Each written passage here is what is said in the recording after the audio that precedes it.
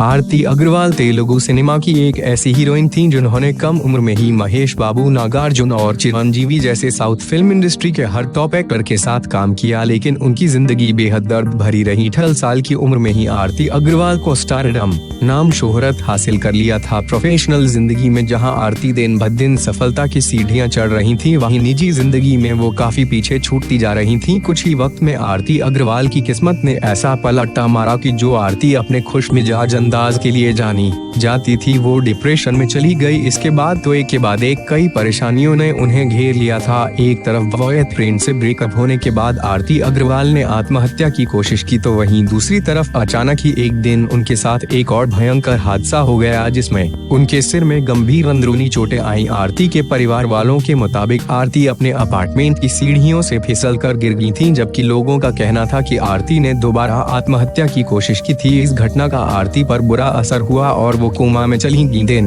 बीतते गए लेकिन आरती की तबीयत में कोई सुधार नहीं हुआ। इसके कुछ वक्त बाद आरती कोमा से बाहर तो आ गई, लेकिन उनकी जिंदगी दवाइयों के सहारे टिक गई। दवाइयों के चलते आरती काफी मोटी हो गई। सिर में आई चोटों की वजह से आरती के सिर का ऑपरेशन भी करना पड़ा, जिसमें उन्हें गंजा होना पड़ा। इस दौरान आरती को फिल्में मिलना भी बंद हो गई। आरती फिल्मों में काम करने के लिए तरस रही थी, लेकिन जल्द ही उनकी ये मंशा पूरी हो गई। इस फिल्म में आरती अग्रवाल को विग पहनकर काम करना पड़ा, क्योंकि कोमा के दौरान सिर के एक ऑपरेशन के चलते उन्हें गंजा होना पड़ा था। लेकिन इस फिल्म से आरती के करियर को कोई फायदा नहीं हुआ। ताज्जुब की बात है कि एक वक्त पर जो हीरोइन साल में 4 से 5 फिल्में कर रही थी, बाद में उसे कोई फिल्म नसीब नहीं हुई।